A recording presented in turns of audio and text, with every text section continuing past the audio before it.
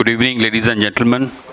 On behalf of Business Standard, let me extend a very warm welcome to all of you to the Business Standard Budget Roundtable. Thank you very much indeed for responding to our invitation to be part of today's function. The distinguished audience here includes senior leadership team of industry, tax advisory firms, and audit and consultancy firms, and other stakeholders. A very special thanks to the eminent panel members. We know as the scriptwriters of the Union Budget, all of them have had a grueling schedule over the past many months. We are indeed grateful to all of you for sacrificing your much-needed weekend break to be with us this evening. Today's discussions are a part of Business Standard's efforts to be at the forefront of demystifying and analyzing the Union Budget and create a platform for dialogue and debate between the government and external stakeholders. Usually the budget makers, as they are called, and who are part of today's panel, get an equal share of bouquets and brickbats after every union budget. But as the feedbacks this year suggest,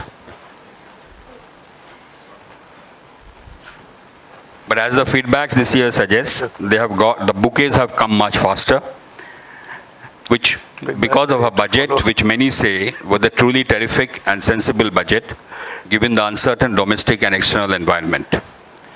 This year's budget also had many firsts. The date was advanced to February 1.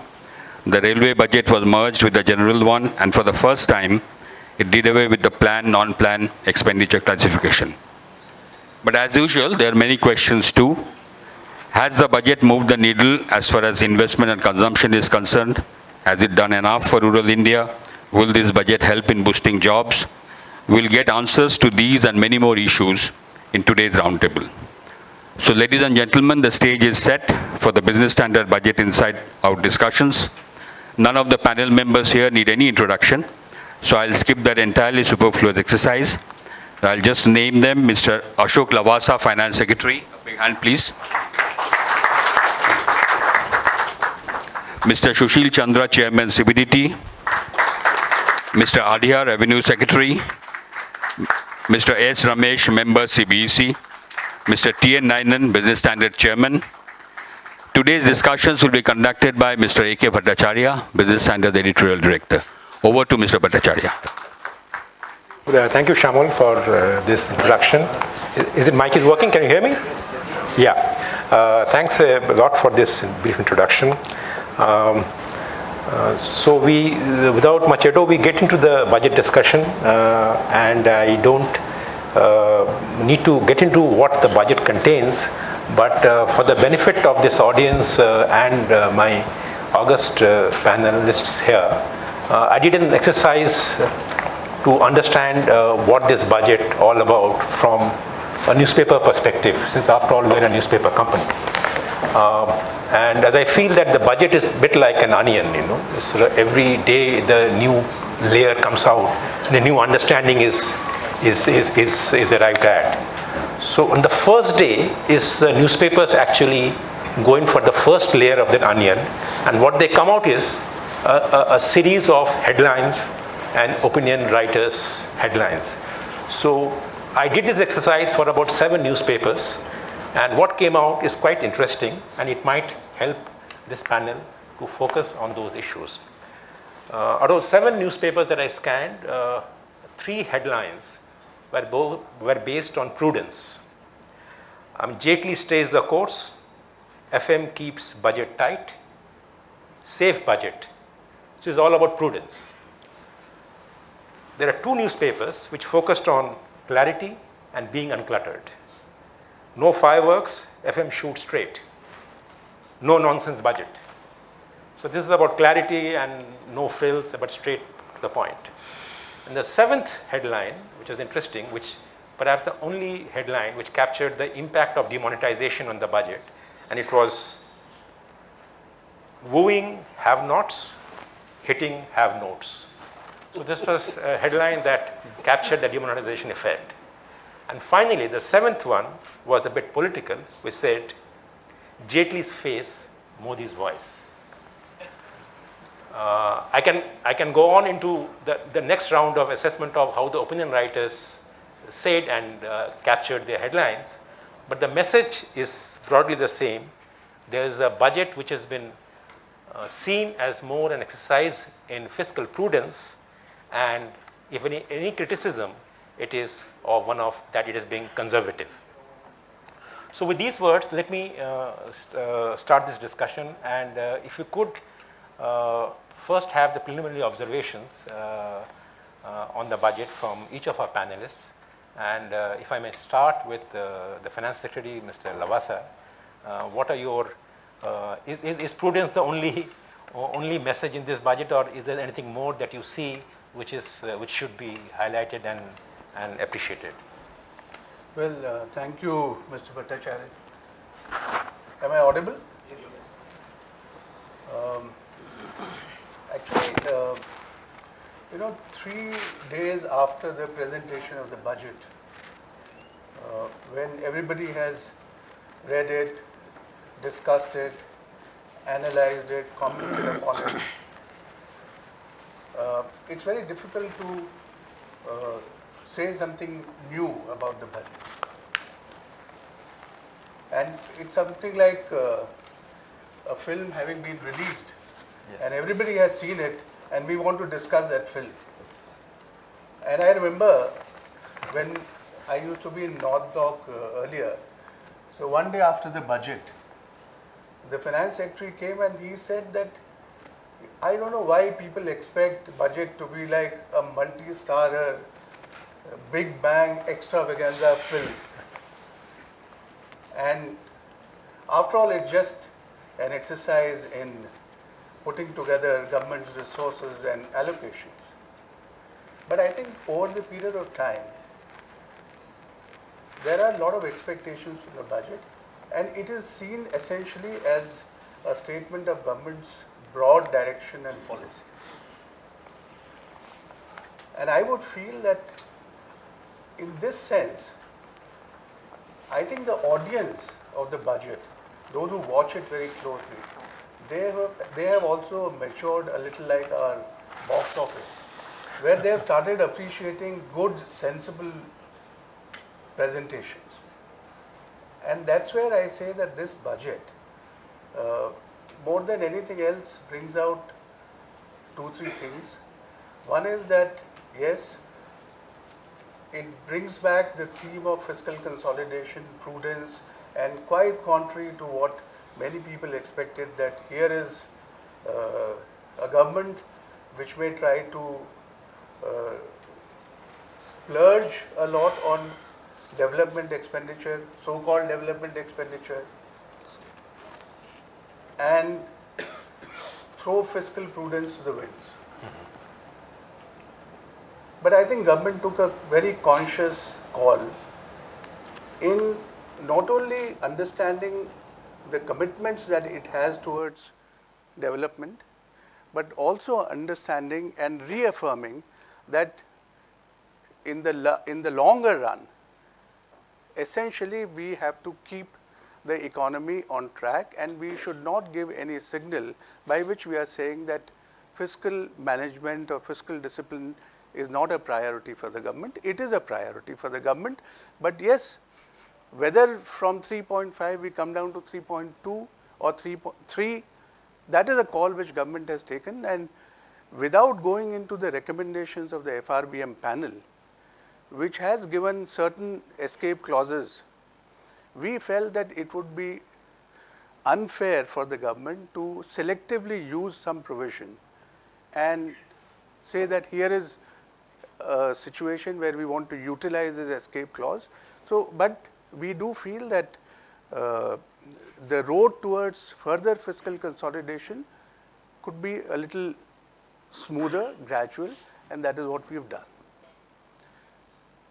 The second thing is that all the programs which have been implemented in the last 3-4 years and which have shown results on the ground, which we think are quite fundamental to social development, to agriculture growth, to strengthening the rural economy, to providing an impetus to some of our infrastructure development programs, there we have tried to reallocate expenditure and spend a little more.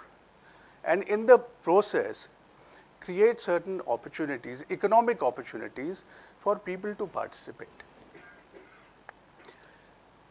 And there are two more things which I'll say and then I'll stop. One is the emphasis of the government on good governance, on strengthening public systems, on trying to create an environment in which the implementation of the schemes, the delivery mechanism becomes a little more efficient, and you try and plug some of the conventional leakages in the system. So how do you create an environment, overall environment, in which the systems are more credible and more efficient? And the final point is the more formalization of economy.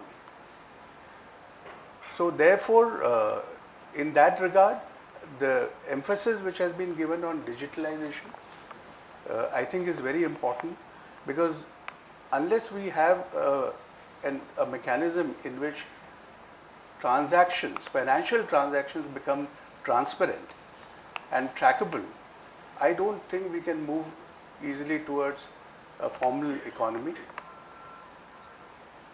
I'm sure my colleague Dr. Adhia will have more to say on this, but I do feel that even the implementation of GST, for example, it relies on the compliance of the entire chain, because if one piece in the chain falls, then the benefit cannot be taken advantage of by others. So therefore, I think the push which the government wants to give towards a more digitalized, and digitalized is only a way. It is basically doing business in a transparent way in which people become more and more compliant towards the laws. Mr. Lavasa, for this starting statements. Direction towards prudence, programs being a focus area, good governance to build credibility, and finally move towards formalization. Dr. Adhia, what are your initial takes on the budget and how you saw the budget unfolding? Well, as you rightly mentioned, it was a very, very difficult exercise for us. The simple reason being that, pre-budget consultation, whatever we do with people, the advice of quite a few people was as follows: decrease the taxes so that there is a better compliance, increase the expenditure because there is no private demand, so let the demand be generated, and also please maintain the fiscal deficit. Now, how is that miracle possible? So this is the general advice within which we had to operate and refrain from the people. Now, he mentioned that it is like an onion. Budget deciphering is, a budget is like an onion. You decipher every layer. I would also compare imli and onion, Imli is something which is sweet outside, but as you go deeper, it becomes sour, While onion, once you peel the onion layers, inside is very sweet, So after 3 days of peeling of onion, if you still find, if the media still finds that the budget is sweet, I think we have done the job well. Okay. As far as the emphasis is concerned of the budget, well, one of the biggest challenges for us is that our personal income tax share in the GDP is very, very low. It is just 2% of GDP, the personal income tax share. Now, this is abysmally low. So the high point of budget are only the first 2-3 paragraphs of part B of the budget. I think let the entire nation talk about it. Let us make it a point for discussion in every drawing room, in every seminar. Why is it so? Who is responsible? And how can we make the entire society pay personal income tax honestly and regularly? Because, personal income tax has to be paid by people. Otherwise, the whole burden will be on people who are compliant, and the burden will also be on indirect tax, which is unfair to poor people. The burden will also be on the companies and the firms whose competitiveness is lost because of higher taxation. So if you have to set right all this, if you have to give social justice, if you have to make our companies and firms competitive, then the only way out is that we should have more people paying personal income tax. Our share is very low. So that's something which which we have to discuss. We have tried to do something on that count. I would definitely agree with the remark that one editorial has given, that it is very conservative both in terms of the GDP growth rate expected and also on account of the revenue projections. It's very conservative, I do agree. We do hope that with the demonetization and the follow-up of it, we will definitely be able to exceed our target of personal income tax collection next year. I'm very sure about it, but still we didn't want to sort of be fiscally imprudent and show something which is, people will say that this is highly excessive. So we've been very conservative in our revenue estimates, that's all. Okay, so personal income tax is the key focus of the budget, and we come to Mr. Chandra. This is your area. So you are going to be the man for the year. Taxation, especially the income tax, everybody always keeps lot of hopes from the budget. And in all pre-budget consultations, we always had the demands from all taxpayers, what I am getting out of this, I want some relief on this area. In none of the consultations which we had, anything came that you can impose tax here. This is the more area on which taxation can be done.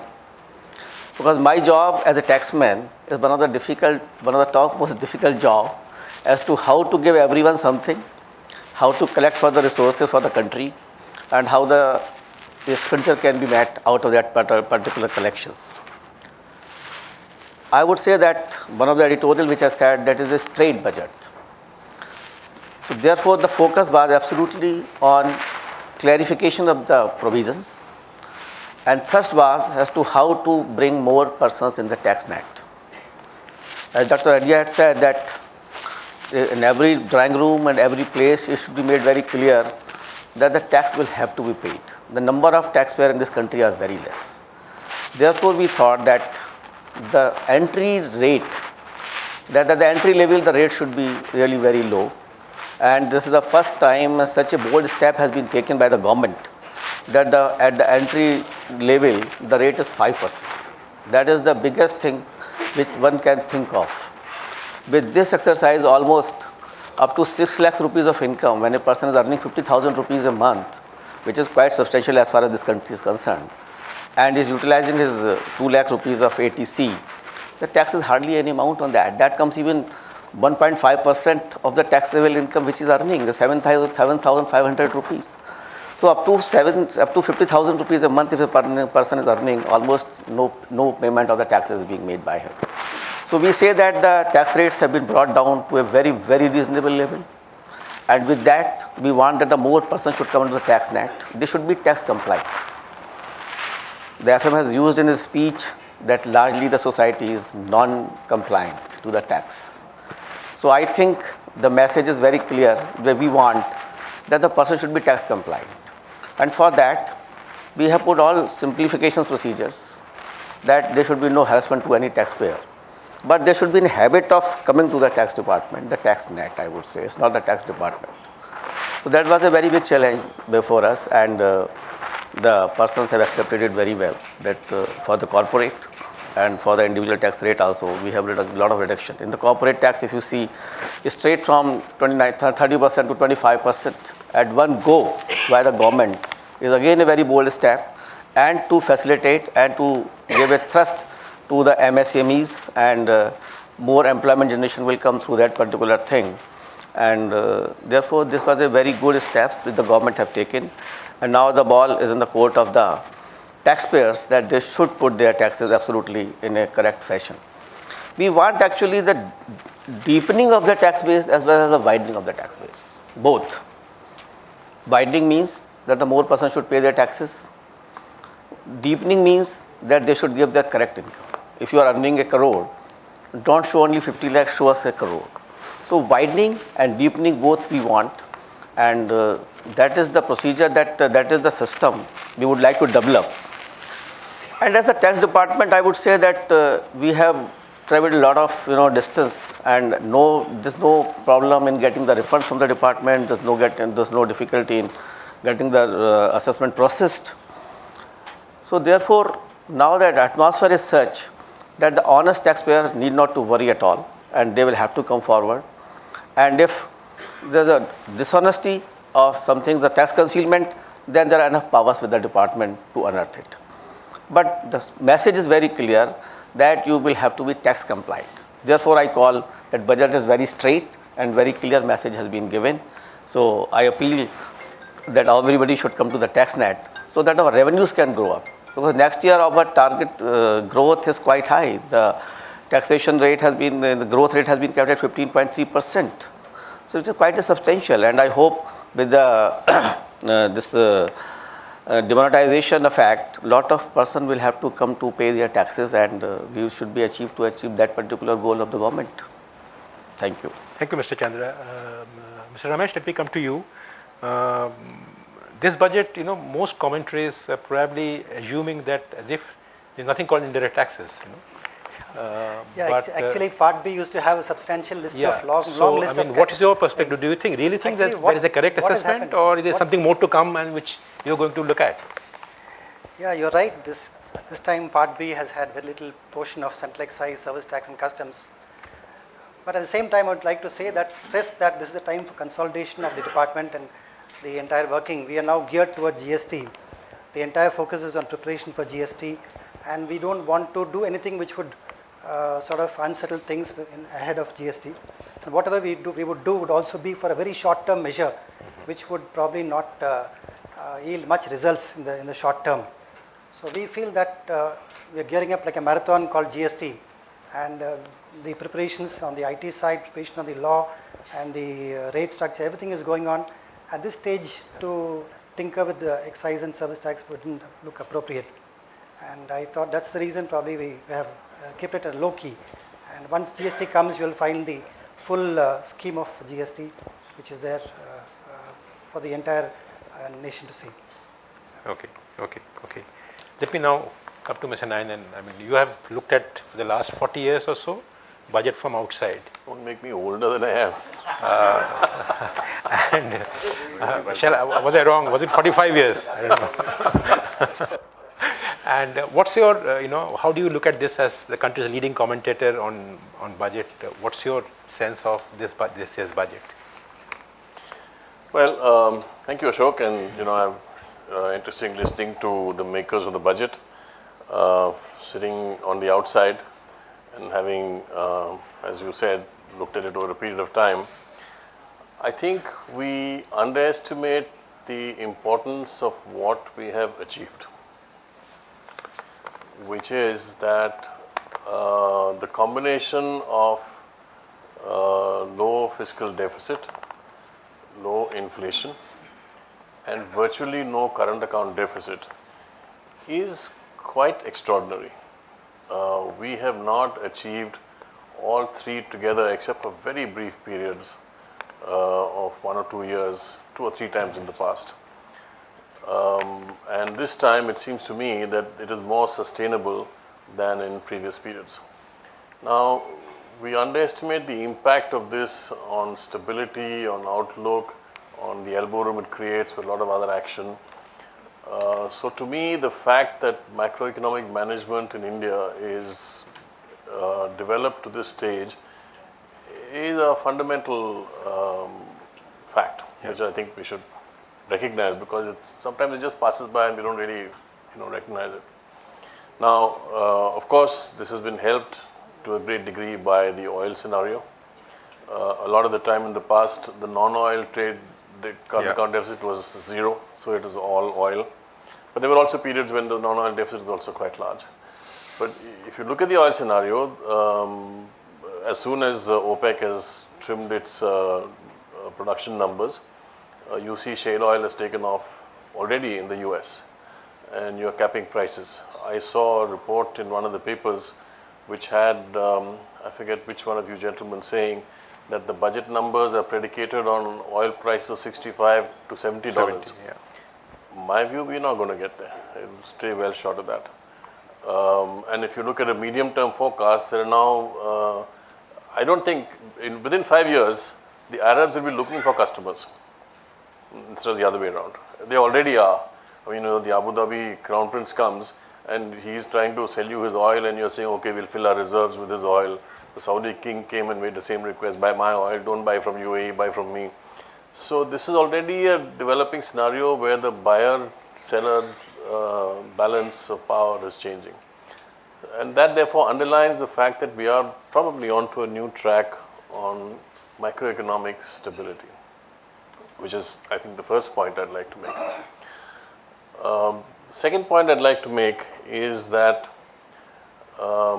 referring to Mr. Adhia's comment, I am not convinced that our tax compliance is as bad as almost everybody now makes it out. I think the evidence points in both directions. On the one hand, the finance minister has read out the numbers in his speech, which to me were quite astonishing. That 148,000 people in this country were holding 30% of its cash.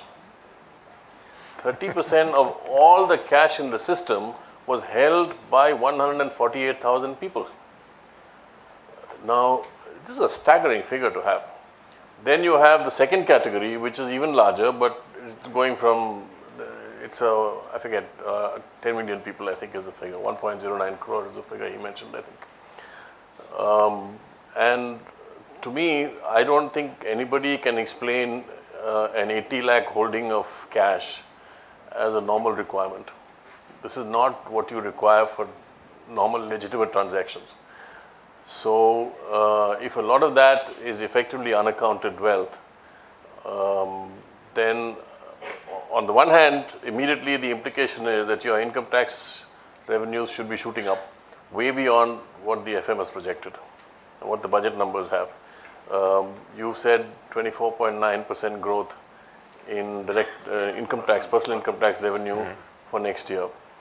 If 6 lakh crores ends up as being from this demonetization, it's actually not demonetization, it's actually a second voluntary disclosure scheme. That's the real nature of the scheme. So if this VDS gives you that kind of money, then your tax should be shooting up. So this would immediately lead all of us to believe that, oh, look at the amount of evasion that's taking place. And Mr. Adhia looked very surprised when I said I'm not convinced. Number one, the finance minister read out the number saying that 1.25 crore people have bought cars in the last 5 years. Now that's 12.5 million, which is an annual car production of 2.5 million, which is what we sell every year. Now, if you take the number of people with taxable income of 10 lakh, that's the figure you get. You get about 2.5 million people. And what is your car buying population? I don't think you can, somebody with less than 10 lakh income annual, will be buying a car.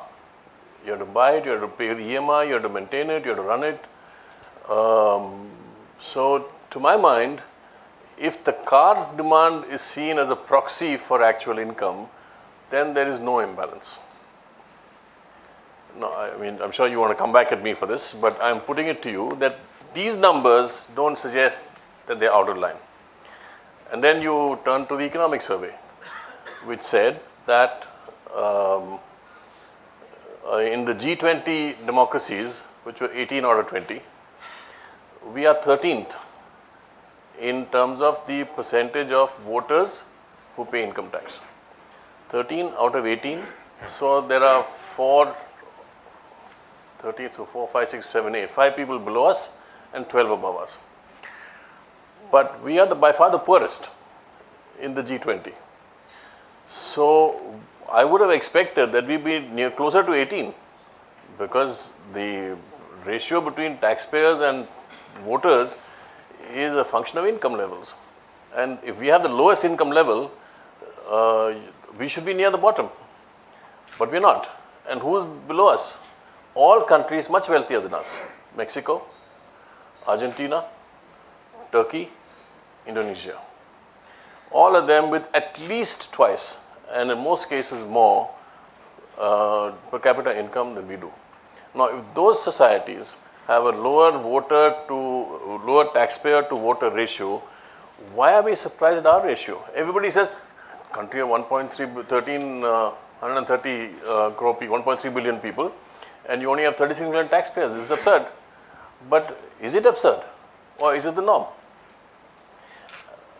And if you take the larger list, which is in the economic survey, not just the G20 countries, but the much longer list, then the only two poorer countries which have a higher tax paying to voter ratio are two former communist countries, Tajikistan, one former and one current.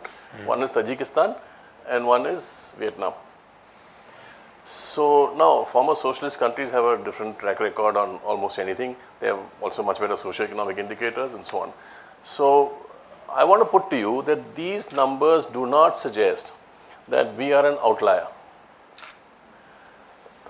I'm conceding that the numbers Mr. Jaitley read out under Notbandi or VDS suggest, clearly tell me that there's a massive amount of tax evasion, but to me that's somewhere at the top. It is not the total tax paying population, so we have to figure out where this is happening and in what manner. And to me the problem really is in the top 148,000 people, not in the last vast thing. So that's my second broad point. I have some others, but I've spoken long enough, so I'll come back to them later. For the moment, I have these two submissions. Dr. Adhia, would you like to respond? Yeah, I'd like to respond to that, you know. One is that, Mr. Ninan, when you are saying that this deposits of people above 80 lakhs, 1.48 lakh people, of course, some of it may be genuine deposits by companies also. So this is individuals plus companies, you know. So that may be also so. Sorry? No. This is also all other deposits. 80 lakhs and above, some are also companies, and it could be some by the companies also. So don't expect too much out of it. I would not say that half of it will be, you know, eligible for PM, GKY, etc. The second point is that you made the point about the cars. Now, if we have got 24 lakh people showing only income of more than 10 lakhs, and this is the group which is probably eligible or rather worthy of buying a car. That's what you are saying. Now, normally a person buys a car once in 5 years, right? He doesn't buy a car every year. Correct. So, how can we explain the fact that 25... Same number. Sorry? 2.5 same million number, but every year the same people don't buy the car. 2.5 million cars a year. Yes. In 5 years is 12.5 million, which is 1.25 crore. No. I am saying that there are 2.5 million people showing income more than 10 lakh. Now, they don't buy the car every year. Every year 2.5 million cars are being sold. Every year 2.5 million cars are being sold, and the same people are showing income of more than 10 lakhs every year. So do you expect that every year this group of people are buying cars? No, certainly not. No. They only buy car once in a 5 year. The point is that somebody buying a car is selling a second-hand car. So 10%, close to 10% of the population now owns cars. Then also it doesn't match.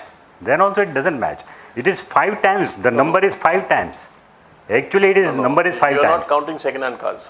Second-hand cars also, how many of them? Second-hand cars are much cheaper. So lower income category will buy. But these are all new cars being sold. We are not counting. Right. This is a statistics of Siam. The Siam has given the statistics on the website, and this is what we have got. So this is only new cars. That is number 2.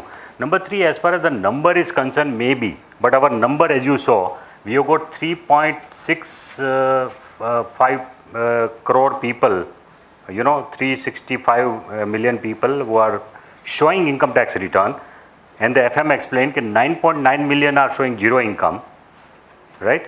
Then 19.5 million people are showing income below 5 lakhs, right?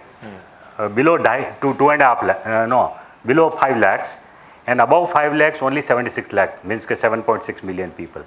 So even if we say that in terms of number we are okay, number of people, and I hope they are only counting the direct tax, not the indirect tax. The indirect tax everybody pays, so that number I don't think they are counting. But even then, in terms of the total, if you take all countries of the world, and you see our tax to GDP ratio, personal income tax to GDP ratio. Our total income tax to GDP ratio is also good because we are extracting more from companies rather than individuals. While in case of most other countries, it is, I mean, we are probably one of the lowest in the world, 2% of GDP is what we are getting out of personal income tax.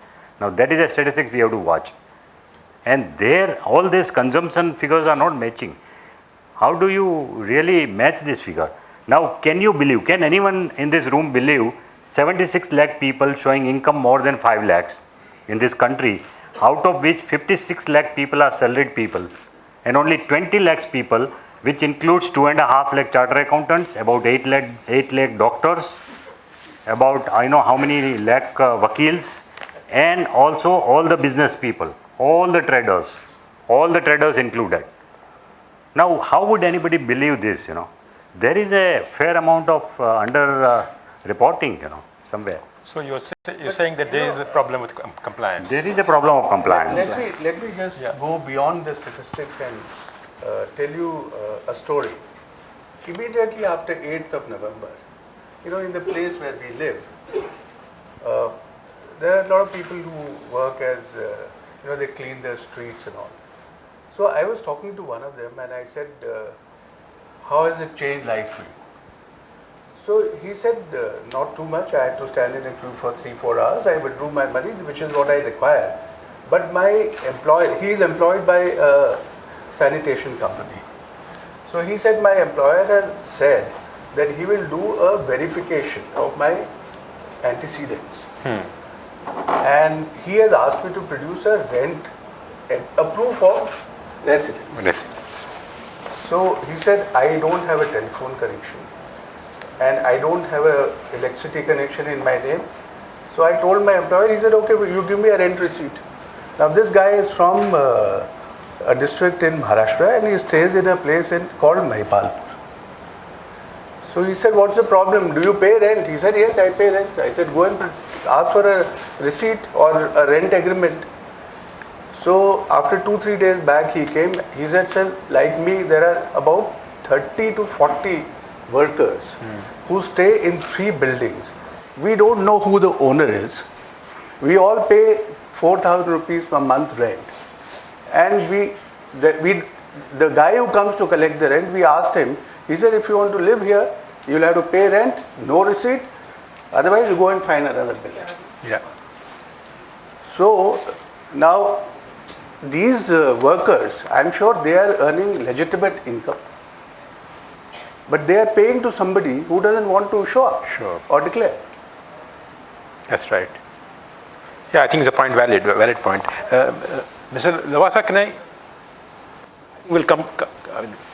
Let me take it beyond the immediate personal income taxation. Let's talk a bit about this government's engagement with India Inc., the big company. It's a view that the compact that existed between India Inc., the big business, and this government has probably broken down, in a sense that the government is not going to be seen as a government that is friendly towards big business.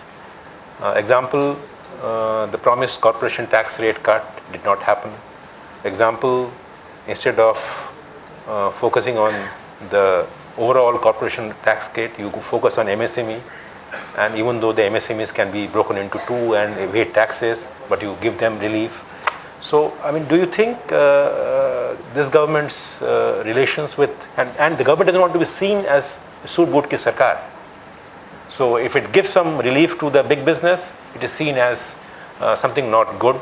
Therefore, even the income earners, they are also not getting a relief. So, is there any merit in that argument that this is the philosophy that is driving budget calculations?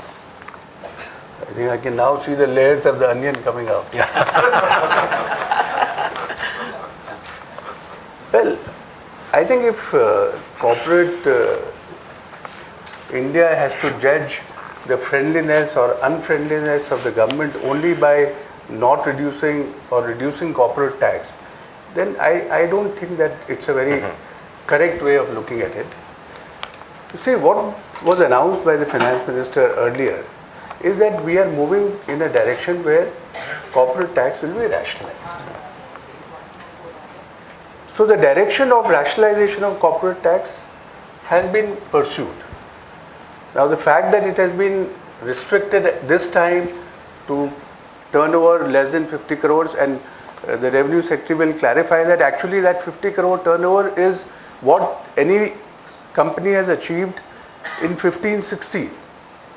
And can manipulate it. Right. Okay. So it is not as if that you achieved a turnover of 50 crores in 15-16 and next year you achieve 70 crore turnover, you will not be given 25% tax benefit. So the 50 crore turnover is a benchmark of what has been achieved, documented and filed as a company. So only on the strength of corporate tax, in any case I think the Finance Minister did clarify that if you take into account all the concessions which are given to the big companies, then their actual rate of taxation is even lower than 25%. So nobody should create the impression that government is eschewing the path of rationalization of corporate tax. We are in that direction, and one budget is not the end of government's efforts. The other thing is that there are many other areas where the businessmen or the private investors were looking for measures to be taken by the government, and government has come out and announced, for example, many of the projects which were stranded on the PPP mode or in the road sector. I think this year has already seen debottlenecking of almost 70 to 80 road sector projects which has taken place, which are taking off, and the commitment to bring in legislation or amendments in existing laws to fast track the disputes which public contracts have entailed is also a step in that direction, that you make things a little easy wherever corporates are facing difficulties. So sensing the current environment, I think the effort of the government is to create as many opportunities, economic opportunities as is feasible through public investment and certain policy measures, so that there is a little bit of excitement in the economy and people come back and participate in opportunities which they think they are capable of taking the risk for. Okay. But as a supplementary, if I had below 50 crore turnover in 15-16, isn't the new system there's an incentive that I will stay below 50 crores in 16-17? Would you like to clarify? No. The issue is that what we have done is we have frozen that company. The company whose turnover was 50 crore in the year 15-16. Okay. Now they will continue to get this benefit in 16-17. Even though they grow beyond 50. Yeah, that is the intention. We will that's exactly check the language of the law. Clarification. That is. But did you check Sushil today? No, not yet. Mukesh, did you check the language of the law today after the meeting? Yeah, But point is ki I hope in the law we have not made a mistake like that. We'll just want to ensure. After that we'll clarify. Okay. But that is the intention. Okay. But we'll check the law, exactly what is put in the law. Whether it is possible that it says ki 50 crore in 15-16 plus your turnover in 17-18 should also be less than 50 crore. It may say that. So let me check what is put in the law, then we'll clarify It's a that. slab basis. It's like personal income tax. It's a slab basis. No, it is for all time to come. You're frozen there. If you are have to see that. But we'll see the law and we'll make a clarification on this as early as possible, right? These slabs, once it exceeds, Yeah. the whole thing is taxable. It's also in the indirect tax, same thing. No. Even if it exceeds, what it would mean is that if he has already achieved a turnover of less than 50 crore in 15-16, we should only be charging him in slab system, more than 50 crore. Yeah, on the. That is also there in the indirect tax. You cannot change it just like that. It's been going on for a long time. Yeah. No, here nobody can change, it is frozen. 15-16 turnover, those companies are non and they'll be eligible. Now, if they exceed, what happens? We will just check the law and let you know. Excellent. Thank you. Mr. Chandra, everybody is talking about tax compliance, tax evasion. The finance minister talked about those large number of people who have earned income but not paying taxes. So there is that, not fear, but I would say apprehension that the CBDT has this onerous responsibility of making sure that tax administration improves, and it is done in such a manner that people don't talk about the notorious venality of the department, but its efficiency. So what is the challenge that you see, and how do you think CBDT can take that agenda forward? Yeah. As the figures have been mentioned, that after demonetization, a lot of deposits have been made. And during that period also, we conducted a lot of surveys and searches, and we found a lot of unaccounted money which was seized during that period, as you must have seen that. And we found something around 600 crore of cash which was undisclosed, and during those surveys and searches which we did during that particular period in 1.5 months. And during that particular surveys also, we found that undisclosed income of more than around 6,000 crore. The cash was only 600 crore, but another assets which we found during that period, that was only during from 9th November to 30th December. So now we have got all details of the bank accounts and in our possession, and now it is a big challenge, as we had discussed with Bhattacharya earlier also on another panel. So there was a big challenge as to how to dig out this data so that there should be no harassment to the taxpayer, and we should get the real feeling that who are the taxpayers who should come to the net and they should pay their taxes. So very recently, I think in last week, 4 days before, we again launched a software and a program of Clean Money India and Swachh Dhan Abhiyan. I like to tell that a brief in that first of all, we have matched up that deposit which you have made in the bank account. Suppose you have made a deposit of 5 lakh and your cash in hand in the balance sheet is 7 lakh rupees. I think there is no irregularity into that. It is explained, and we will check it out from our particular investigation. If your income is 5 lakh rupees and you are not a taxpayer, if your income is 5 lakh rupees and you are depositing 10 lakh rupees in the bank account, then it is a question, that question mark is there and something has to be done about that. So we have made different criterias, and we are matching all the data with the income tax department's data about you. And if it is matching properly, I think there is no question of asking any query from you.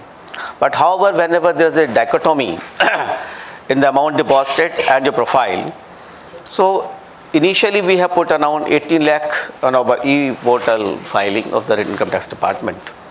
And we have conveyed through the advertisement also and through SMS also, that is a SMS alert only, that you can go to our website of incometax.gov.india, where there's e-filing portal, where the details of your account are maintained. You have to log in on that. You can see that. And we have got a very structured responses that it is out of my earlier withdrawal of the bank account, or this is the money which I have received from Y, or this is out of my books which has been maintained there. And if there's a balance, then you have to give in a remark column as to how you have achieved that. You can yourself find that it is not matching with my details, then you can simply say that, okay, I'll pay taxes, or I'm availing the benefit of PMGKY into that. And after that, it is found by the officer on the backside, he will close that particular thing. So we have put it like this, that So no human interface. no human interface. In the initial stage, there is absolutely no interface at all. Once you have given your response, the senior officer will see to that and it will be closed.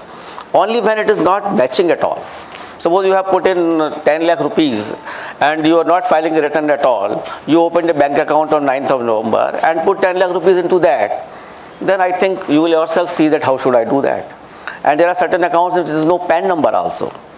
That also we have asked the RBI to seed your PAN number with the account in which substantial amount has been deposited. And we have said that until RBI has also issued a direction that until it is seeded with the PAN, the withdrawal should not be allowed into substantially active account in which 5 lakh rupees or more is pending. So this is the way that we are doing in a very systematic manner without interface with the department, only through the system.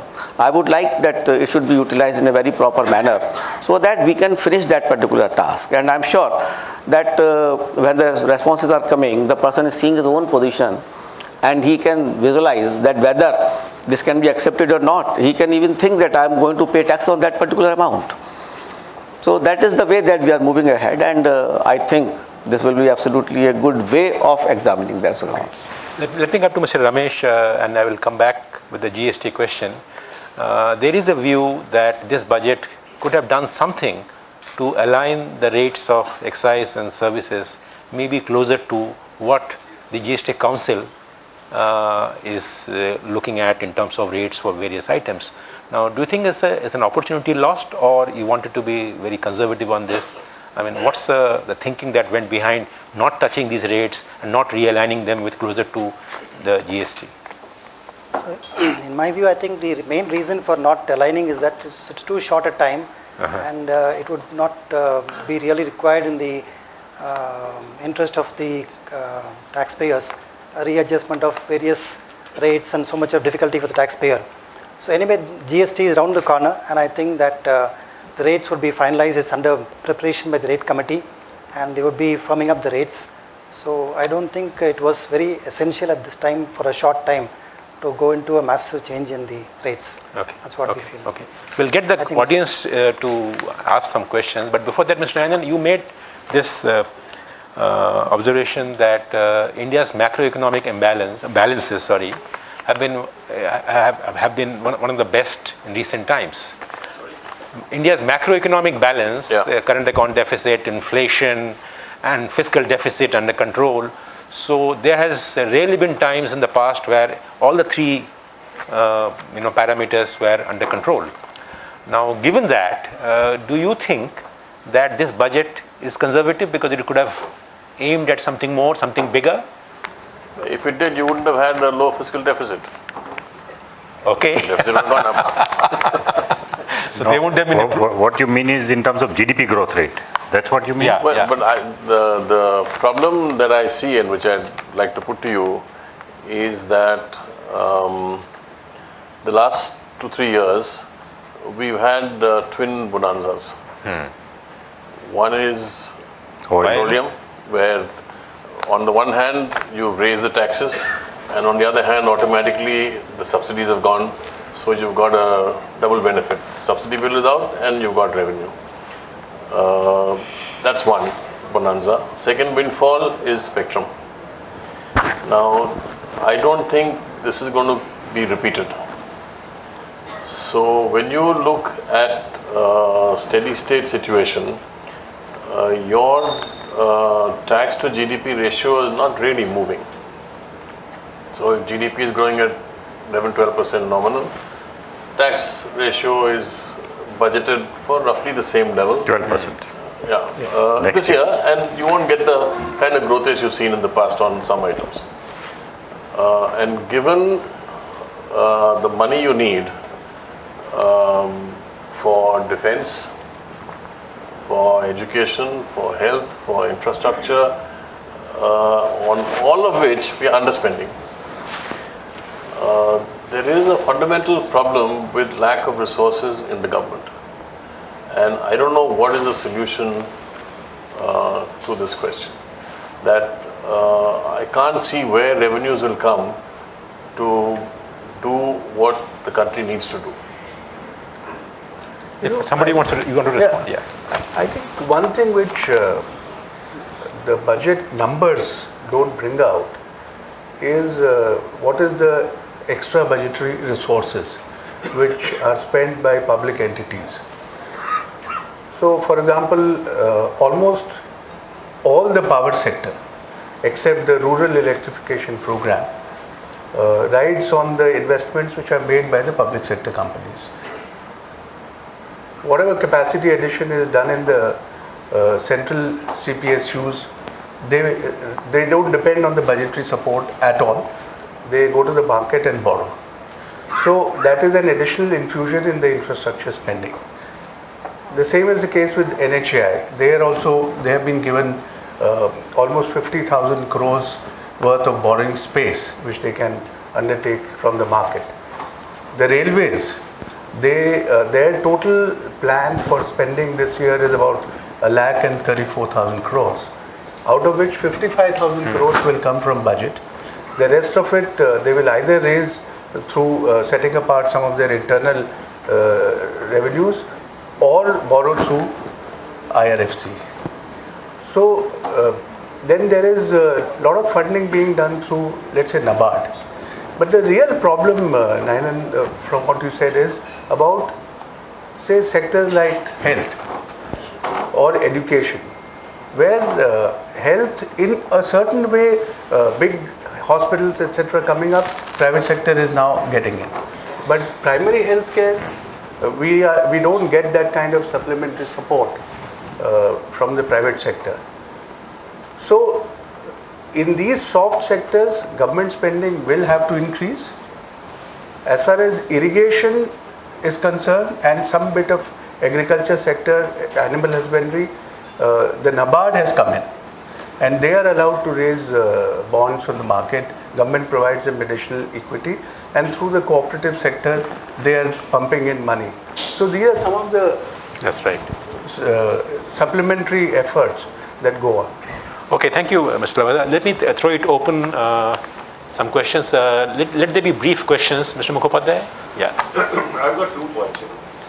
One is about the digitization which you talked about. About the digitization, actually, I'm not making a criticism, but I'm making a suggestion. Recently, I heard a lecture of Nanda Nilikani in Bangalore, and he was speaking about all the details about how the digitization can be implemented. I mean, what has been done? I mean, he said that you can, with this mobile, you can send money and all those things. Then I said that, okay, I know a computer engineer and therefore I have learned how to do it. But how will the other people do it? So I suggested to him, which I have, in fact, I have written a letter to the FM and also to the PM on this point, that please, authorize one person in every branch of the bank, to learn this and to teach people, so that they will be able to do it. I mean, everybody knows it is good, but then how to implement it? About implementation, this has not been done. And even implementation, you see, now whereas we are talking so much about digitization, which is absolutely good, as far as I know, even 1 month back, in the customs airports, there was no digital system of payment of the duty. I mean, I came to know from talking to different people that it is going to be done, but going to be done, I don't know how. It should have been done already. Because when a passenger comes, he has to pay, let us say, 70,000 rupees, and he doesn't have that much money with him. So he may have 20,000. So how will he pay? Now the alternative is not that he will leave it to the customs and then go home and then next day he can come with that money. But if the digitization, digital payment system is there, then it could be immediately done. Yeah. And I'm talking actually from a particular experience, which I'm not going to share. Sure. So digitization implementation actually is what is lacking more than what are the, a lot of things have been done on the infrastructure side, but not the implementation. That is one point. Second point is about customs. I have written my article in the Business Standard that when nothing has been done from the central excise side and all that, which is correct. This was the time for the officers to change the rates of duty, you see, combined. Hardly anybody knows that the rates of duty are 19 now in customs, you see, plus nil, plus so many physical rates of duty. Physical. Now, that is specific. Now, this was the time, which could have been made into, say, 150, 100, 50, 25, 15, 5, like that, and not this 0.5 business, This 0.5, I do not know why. 0.5 is necessary, like you make from 7 to, then 5.5, something like that. There are so many rates of it. Yeah. So this was the time when this could have been done. Yeah. Now, third point, I want to make one, for a clarification. No, I think let's have more questions. Mr. Ramesh, would you like to respond to this point? Regarding this airport customs duty payment, so now there is a portal called Bharat Kosh, which the Government of India has started. So we are in touch with them and we'll be providing debit card, credit card facility to all the international passengers in about a month's time. So the talks are on and we are having a pilot project now. I think within a month's time we should be able to implement it. Oh, good. So I think we're doing Yeah, please go ahead. On the digitalization, Sure, if I sure, can just yeah. make a brief point. I agree with most of what you have said, that this is something which is still catching on and it has become a buzzword only in the last 100 days. So we have to cover a lot of distance, both by way of providing infrastructure and also by way of changing habits and making people understand how to operate these. Incidentally, yesterday only we discussed a scheme where the Department of Electronics and Information Technology is proposing to launch a digital literacy mission where they are targeting 6 crore people in the rural areas particularly. Now their understanding of digital literacy was earlier, how can you operate a computer? But now things are changing. Now it is, because the computer is also available on the phone, but can you put it to some use by way of undertaking day-to-day transactions which you need to do? So that is the element of digital literacy, and I think it's a great opportunity for the telephone service providers. I mean, they should get into this business in a big way and explain to people the advantages of doing this. Good. Yeah. Please identify yourself and be brief so that others can ask questions. मैं Delhi university से हूँ, RP Tulsiyan, business standard का मैं regular reader भी हूँ और आपके department को रेगुलर टैक्स भी देता हूँ। तो आपकी शिकायत में दूर कर दूँ कि हम टैक्स देने वाले हैं और भगवान से प्रार्थना करता हूँ कि भगवान मुझे हाईएस्ट टैक्स पे बनाए। ये मेरी प्रार्थना है कि I should become highest tax. Good. Please ask the question. Yes. हो गया? हो गया, that's done. Very good. Sir मेरा आपसे एक सवाल है और मैं चाहूँगा कि जवाब भी अगर आप दे पाए तो कोई बात नहीं, नहीं तो आगे अगले बजट में दे दीजिए कि टैक्स कंप्लायंस बढ़ सकती है, टैक्स बढ़ सकता है, टैक्स देने के लिए लोग तैयार हैं। प्रॉब्लम ये है कि मेरी समस्या ये होती है कि तुलसियान जी मैं पैन नंबर नहीं ले सकता, लेकिन टेलीफोन का नंबर जल्दी मिल जाता है मुझे, मेरे एयर टिकट जल्दी बुक हो जाती है, लेकिन पैन नंबर लेने में बड़ी दिक्कत है। तो मैं कहूँगा पैन नंबर की अगर होम डिलीवरी सर्विस हो, आप नए जो हमारे यंग लोग हैं उनको काम दें कि भाई घर घर जाओ और होम डिलीवरी सर्विस दो, फार्म भरवा के लाओ। एक टैक्स अवेयरनेस प्रोग्राम कोई नहीं है, टैक्स अवेयरनेस प्रोग्राम। माफ कीजिएगा, मैं 40 साल से टैक्स में डील करता हूँ। मैंने पैन नंबर दिलवाने के लिए बच्चों के लिए बहुत स्कीम बनवाई कि वो कोई कॉलेज में आ जाए और वहाँ पर ऑन द स्पॉट उनको दे दे। जैसे वोटर लिस्ट का काम हो रहा है, मैं चाहूँगा, मेरी रिक्वेस्ट है आप तीनों से कि सुशील को छोड़कर रमेश जी को, क्योंकि अभी दूर है जीएसटी, तो मैं कहूँगा आप तीनों से मेरी रिक्वेस्ट है कि आपके विचार बहुत अच्छे हैं। आपने जो 5% किया है ये डेफिनेटली आपका डबल टैक्स रेट हो जाएगा, डबल कंप्लायंस हो जाएगी अगर आप ये 2-3 बार काम कर दें कि नंबर 1 एक तो टैक्स अवेयरनेस प्रोग्राम चला दें और एक होम सर्विस दें कि पैन नंबर आपको मिलेगा। एक होम सर्विस दें कि जो चाय बेचने वाला है या छोटा दुकानदार है कि भाई तुझे कहीं आने की जरूरत नहीं, हमारे पास हम तेरे घर आदमी भेजेंगे। I think a point well made. मैं इसका बताऊं, हमारे पास अगर आप मुझे नहीं बोलेंगे तो मैं बैठ जाऊंगा। हमारे मैं आपको सिर्फ एक मिनट कंप्लीट कर रहा हूँ, आपको कोई नुकसान नहीं करा किसी बात के लिए भी, आपको उस काम के लिए बोला जिसके हम जब लगे हुए 30% दिन। और मैं आपको बधाई देना चाहता हूँ तीनों को कि आपने जो ये स्कीम अभी लॉन्च किया 18 लाख लोगों की, मैं समझ इससे बड़ी कोई स्कीम नहीं है, न किसी को बुलाना न कहीं जाना। लेकिन इसके लिए मैं लवासा साहब को रिक्वेस्ट करूंगा कि आप फ्री इंटरनेट या सब्सिडी इंटरनेट विद सस्ता स्मार्टफोन अगर दिलवासे के लोगों जो इंटरेस्टेड है तो मैं समझता हूँ आपका कंप्लेंट ज्यादा बढ़ जाएगा, क्योंकि लोगों के पास इक्विपमेंट नहीं है, लोगों के पास सस्ता इंटरनेट नहीं है। मैं फ्री भी नहीं चाहता, मैं कह रहा हूँ आप सस्ता इंटरनेट या कम इंटरनेट विद स्मार्ट सस्ता फोन आप उनको दिला दें। मैं फ्री की बात नहीं कर रहा कोई भी, तो मैं आपको प्रॉमिस करता हूँ कि मैं बढ़ाने में मदद करूंगा अगर अभी 3-4 काम। मैं आपको चीज़ बताना चाहता हूँ कि पैन 27.5 करोड़ पैन इस विभाग ने दिए हैं, 27.5 करोड़, और रिटर्न लोग कितने फाइल कर रहे हैं? 4 करोड़। तो दिस इज द स्टैटिस्टिक्स कि अगर 27.5 करोड़ पैन हैं और रिटर्न फाइल करने वाले केवल 4 करोड़ हैं, तो आप ये मुझे पूरे वोटर से मतलब नहीं है, मुझे अपने टैक्स पेयर से मतलब है। तो इसलिए मैं कहता हूँ कि पैन के लिए तो कोई दिक्कत है ही नहीं। अभी भी 27.5 करोड़ लोगों के पास पैन है। 27.5 करोड़ ऐसा तो नहीं है कि दे आर फीलिंग कि मुझे 28वां करोड़ बैठा है कि साहब मैं रिटर्न इसलिए नहीं भर पा रहा हूँ, मुझे पैन नहीं मिला। ऐसी कोई भी हमारे पास आज तक कोई ग्रीवांस नहीं आई है, ना किसी मीटिंग में किसी ने कहा है। और पैन ऑनलाइन, अगर आप आधार के साथ अपना डिटेल भेजते हैं online, we are giving on the next very day. ये आपको बताना चाहता हूँ।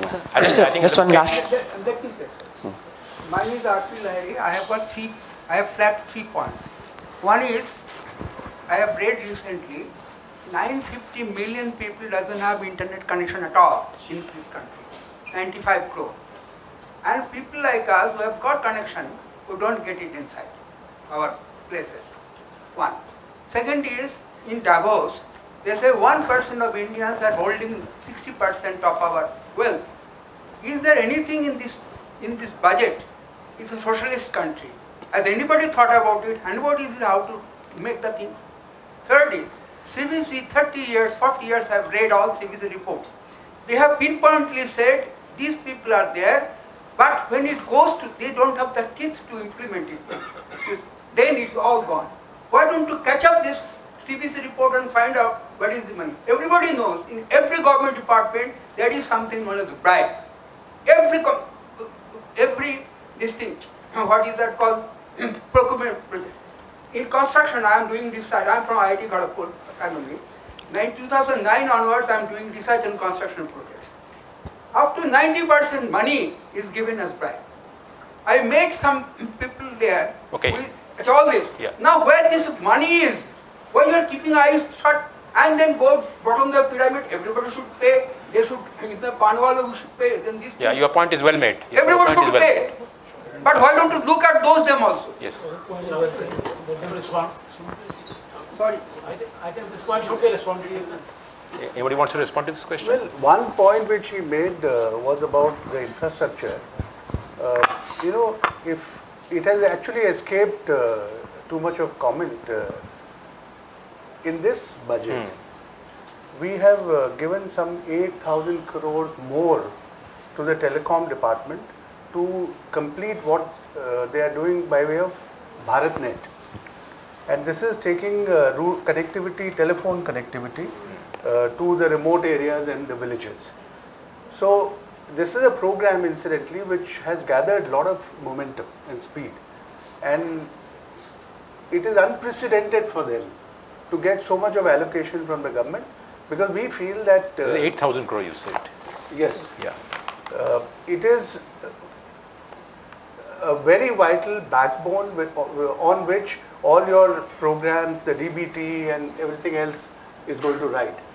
So, for example, let me give you what happens in the public finance management system, the PFMS programs, on which all central government transfers to states, and then from the state to the districts and the districts to the block.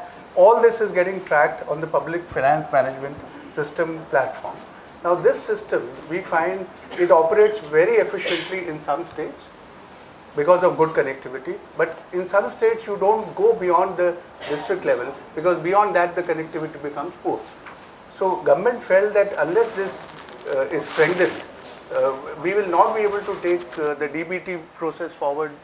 We will not be able to implement the PFMS platform successfully. So that is why there is so much of investment in this sector. Okay. Mukesh. Yeah. Sir, myself Raj Kumar, property consultant. Sir, our business is zero. So, what is in future in our trade? इतने सारे लोग बैठे हैं, बेचिए अपनी plots. Sir, how? Okay, you got your answer. How? Yeah. Go ahead. Mr. Ninan, you made this 148,000. Would you ask me? No.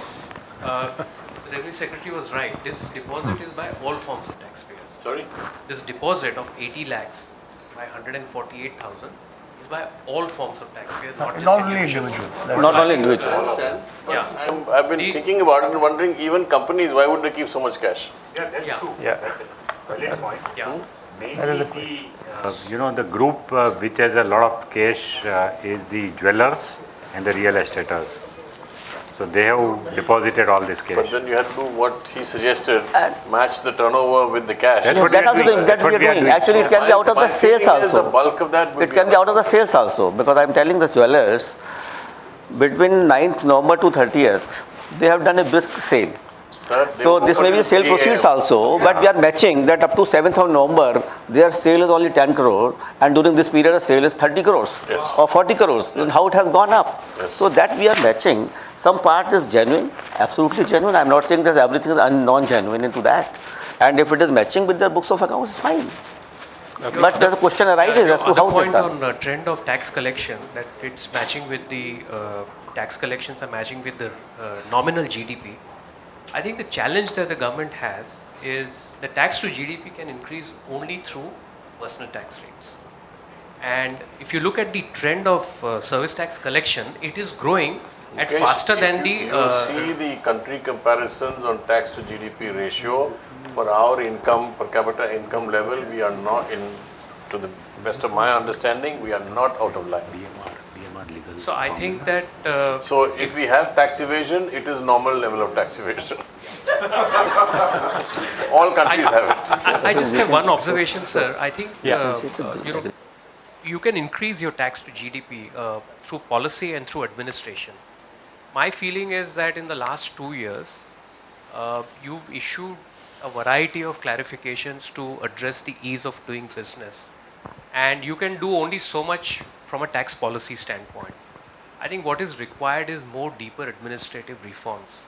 For example, how intensive is the use of technology in the department? Not just for data mining purposes, but I know you have now interface with the taxpayer reduced, but I think that we can do far more on technology. I think it's got to do with the training and development of the officers, field officers, because the quality of assessments will depend on that. Their evaluation, their promotion. I know you have measures, introduced measures, and you made a statement that officers will be reviewed based on that. But I think it requires far greater. I haven't appeared in the department for last 15 years, but I can tell you that some of my peers who are from the CA fraternity, they feel that the environment in the department is far less conducive than at what should be. The other aspect, I think also, is that Ministry of Finance should work closely with the Ministry of Law, because the environment in the tribunal and in the High Courts and Supreme Court is no less, is not good at all as well. So what's happening is that when an income tax appeal gets stuck in the tribunal and the High Court, the eyes are on Ministry of Finance because you are administering the income tax law. But I have always maintained, 10 years back I made a statement that the department has made the Commissioner of Income Tax Appeals Authority redundant. Trust me, the same thing is happening now to the Ministry of Law. The tribunal is becoming redundant. I mentioned it to the Senior Vice President just in the afternoon. I said the tribunal members are behaving like income tax officers. So I think what is required is deeper administrative reforms. Whenever the appeal goes, it is resolved faster. You will gain a lot, because a whole lot of doing business in India, index and competitiveness fall is coming from that. Because you've done enough on the policy front. The legal point is But how can you say it's redundant? On what context you are telling that CITV or the ITAT is redundant? Sir, when I started my career, I Yes. before you in Dehradun 30 years back. 30 years back, yes. The Commissioner appeals used to reverse 80% of the officers' orders in 1985. Today, not even 20% is reversed. आप data देख लीजिए sir. And somebody told me that the Commissioner appeals now is reversing less than 5%. So there is something wrong there. So that is wrong or right? There's something wrong happening there, because it was happening correctly 30 years back when I started the profession. Okay, Mr. Bhagwati. So actually, tax compliance is not possible without a tax culture in the citizenry. So what are the instrumental changes we can make to develop that tax culture, and are there any behavioristic aspects of it? Thank you. Okay. May I? Yeah, please. I have a comment, rather two comments, no questions. First, I'd like to say that this is the first time I've been around also a long time on this planet and in this country, that the government is speaking in one voice about raising the proportion of personal income tax as a percentage of GDP. We can quibble about the numbers and whether other countries are doing. The countries that you named are not too comfortable to be in their company. Indonesia, I remember Mr. Suharto and Madam 10% and so on and so forth. We need to aim a little higher than that. So I'm delighted about that, because it is consistent. A lot of people have lots of complaints about what happened on 8th of November, but it's consistent with that. So the budget process is consistent with that. But the 800-pound gorilla, and this is not to suggest that this can be tackled in the budget, is our banking sector. And that has not come up for discussion at all, because if you look to the future in terms of growth, this can be a serious impediment. And you don't have to take my word for it. The economic survey has listed a number of issues there which need serious sort of introspection first by government, that you have the concentration of borrowers, 50 borrowers with 20,000 crores and above. We're talking about individuals And it's very right that individuals should be pursued, and individual companies or individuals who are not paying taxes the way they should. But you have companies who are debtor companies. So I'll not get into the whole litany of who's stripping assets from companies, etc. But I think it's about time. And 15th of December 2015, the Supreme Court sided with the Chief Information Commissioner to say that RBI should provide the names. RBI was suggesting national security as a reason, because that's the only reason in which you cannot give information about the names of these borrowers. I'm not suggesting that the budget or the finance ministry should be at the forefront of something like this. I'm just flagging it. Just as we need to raise our tax base, and particularly personal income tax, we also should not allow some of these large corporates to get away. And we don't want to keep only focusing on Mr. Vijay Mallya. His numbers are relatively small compared to a number of others who are based in India.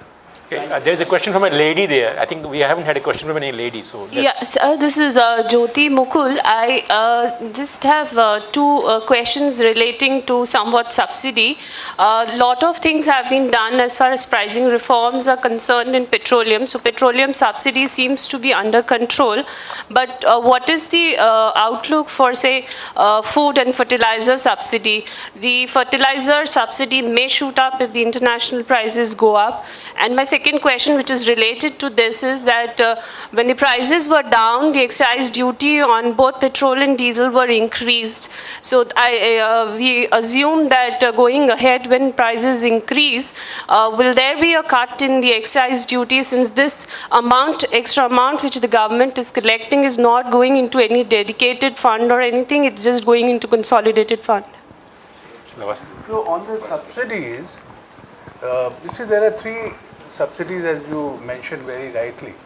If you see the allocations for these three subsidies, in the petroleum category, it's coming down. Yeah. In the fertilizer category, it stays where it was, in spite of the agriculture output, the area under crops, etc. going up, but the fertilizer subsidy remains there. It's not that it's a very happy situation.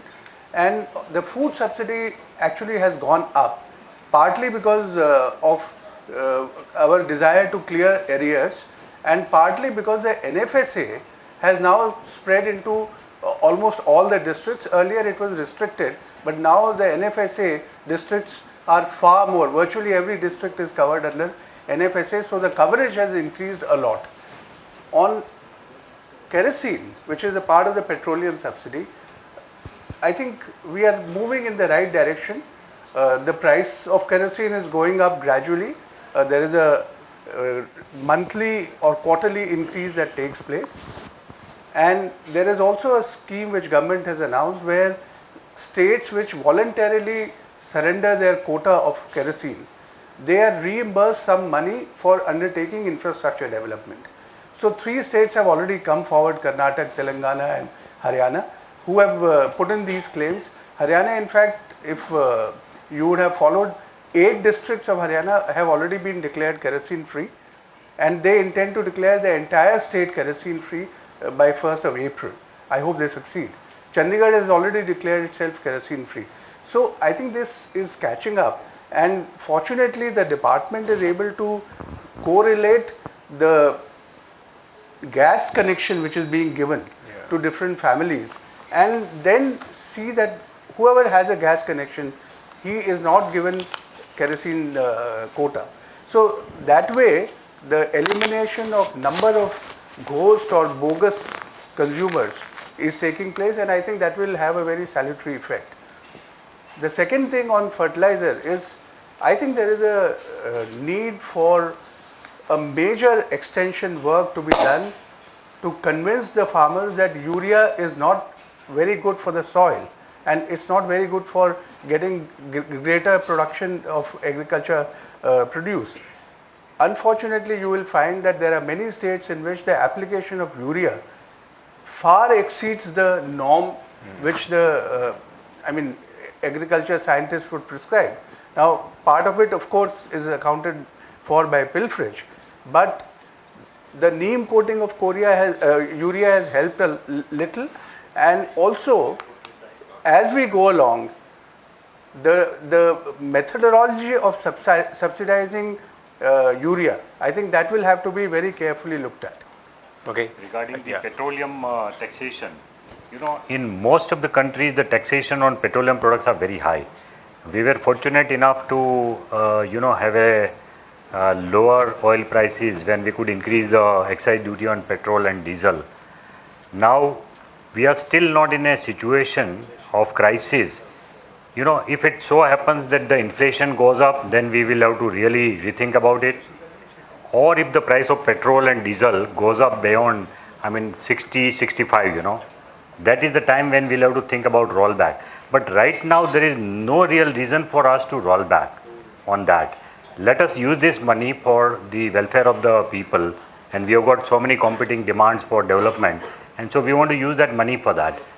And also, it has something to do with the environment also, If you really have too much of subsidized or too inexpensive petrol and diesel available, it's not good for the environment also. So from that point of view, you have to maintain the stability in petroleum prices for a long time. We have time for only one question. So this is the last question. Yeah. We move to CapEx. I'm Devendra Agrawal from Pune Smart City. Sir, to augment the resources for CapEx, the government had thought of municipal bonds, tax-free municipal bonds. But if you look at past 2 years, there's been hardly any clearance between Ministry of Urban Development and Finance Ministry to any of the municipalities, the first being Pune Smart City, for issue of tax-free bonds. Would you like to have a look at it? Or Are you saying that they have approached us and we have not given them the permission? Sir, so probably, municipal bond is a subject which has been discussed since 1999 in India. When the first bonds, I think, Surat? Ahmedabad had issued. But Government of India is very keen to encourage municipal committees to come into the market and issue bonds. So if there is any municipal committee which is interested, they could approach the Ministry of Urban Development and us, and we'll be too happy to look at their proposal. Sir, I have met 3 bankers in the last 1 week, ICICI, State Bank of India, and all 3. They say simply Ministry of Finance is not clearing tax-free bonds. No, but let the municipal committee approach us. All right. Yeah. I think we have come to the end of this. Okay, be brief, very brief. Sir, my 30 seconds. question is, this presumptive tax is meant for persons who are having turnover below rupees 2 crore. My question is that any person who is availing this scheme, will the department maintain secrecy about that taxpayer, that particulars of sales will not be intimated to the VAT department? Number 2, sir, so far as resources is concerned,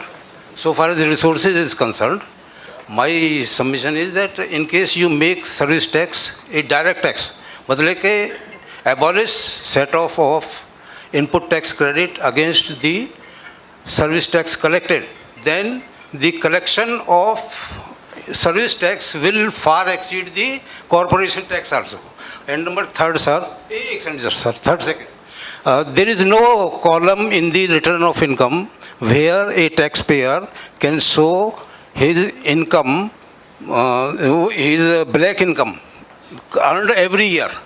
Because in every return of income, a taxpayer has to show only the income which has been evidenced by, which has evidence, but no column where black money can be shown. Thank you. Okay. Unaccounted money, untaxed cash, unaccounted cash. No, only just a snide remark about your thing. Yes, about your taxable turnover, if you are in presumptive scheme. We would not like to tell Mr. Bhattacharya about it, but I will tell Mr. Ramesh about it. I think with this we have come to the close of this session. Let me hand it back to my colleague, Mr. Shamal Majumdar. On behalf of Business Standard, I must thank each one of you, Mr. Lavasa, Dr. Adhia, Mr. Chandra, Mr. Ramesh, Mr. Ninan, and Mr. Bhattacharya, for making today's event a huge success. The quality of the discussions were truly outstanding, but that is only to be expected from a panel of this stature and an audience as insightful as this.